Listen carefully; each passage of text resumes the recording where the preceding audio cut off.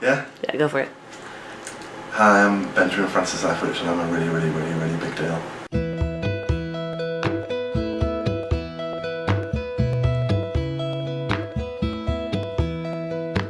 You came out with your debut album Last Smoke Before the Storm in July, right?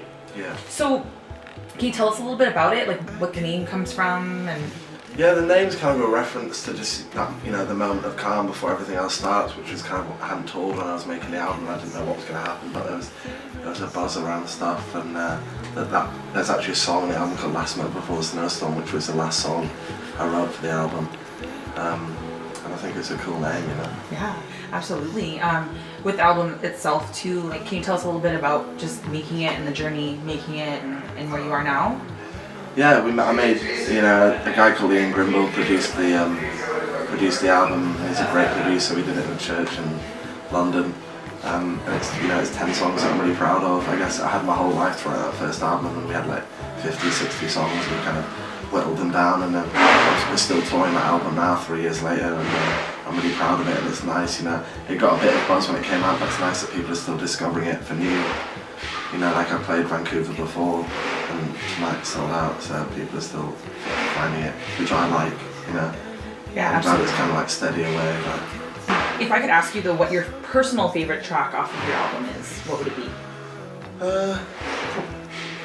I like them all, but I really love a song called 1904. Yeah, I love singing that one, and I love playing it, and I love the vibe of it, and the mood of the lyric, and the melody. Yeah, and you'll play that one tonight? Looking forward to it. How do you decide that you're gonna record a particular cover? If I like a song, I guess I've done a lot of covers of bands that people would expect me to like indie bands, but I've also done a couple of pop covers, like I covered The Killers, and I do songs that I like. If I like the lyric and the song touches me, then I do my own version of it, just for fun really, because I like singing it. It's enjoyable to sing it. It's something that you like, whether you're singing in the shower or recording it, it doesn't really matter. Yeah. If you like the song, then it's all good, and I'm proud of the covers. We just do them, I just record them with my maker in his room back at home. So what do you find your favorite part of the whole, the touring process, and what's your favorite part about performing live? The gig, just the gig, and seeing people in the crowd and seeing people get into it. And when we do a really good gig, when it connects with people, and I hear about that through whatever medium, I like that. On the past couple of tours, we've probably had about, say something, probably around 10 couples getting married during the gig, and all that kind of stuff, which is worth more than any record sales or ticket sales. If someone gets into what you do and enjoys the performance and they feel a connection, then that's the best. When I pay to go and see a gig and watch a band, then that's what I like. So I like the gig part of it. I like meeting new people as well. Yeah, cool.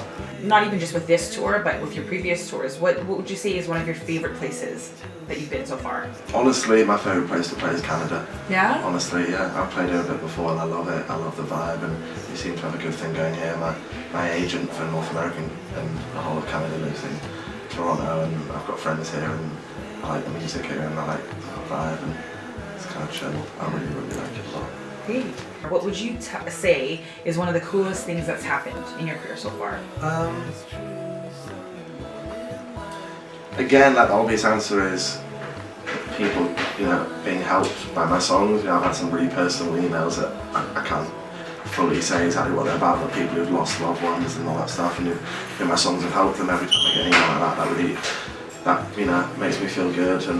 But I guess specific things like Glastonbury, playing Glastonbury Festival, that's the first big gig I did, and there were lots of people there and I didn't expect it. That was a cool moment. Seeing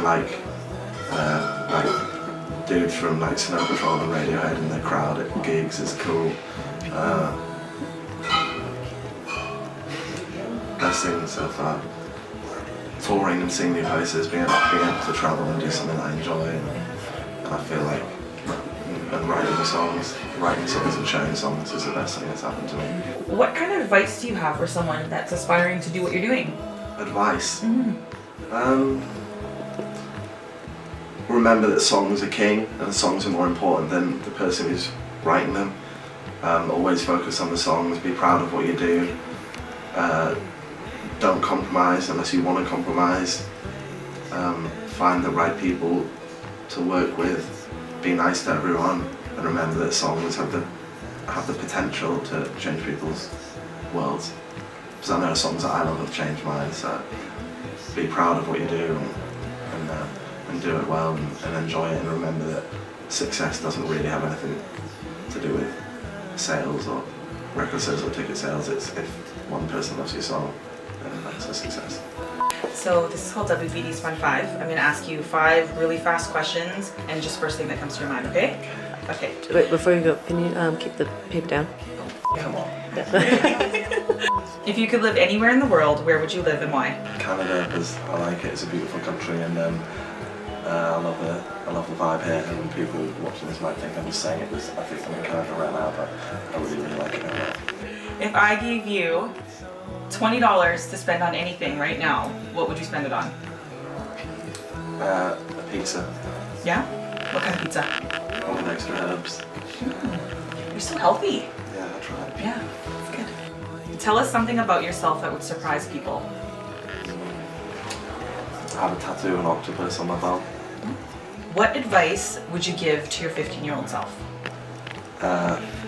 Play more guitar. What's the one guilty pleasure you aren't willing to give up? Beer doesn't count as a guilty pleasure, does it? Oh, I Taylor Swift. Oh, Yeah. he said it here, Taylor Swift. Yeah. Okay, I like that. That was a great one. Yeah. She is kind of a guilty pleasure. Good, right? Yeah, that's a really good one. Okay, that was the Fun 5. Good. You're good. Taylor Swift.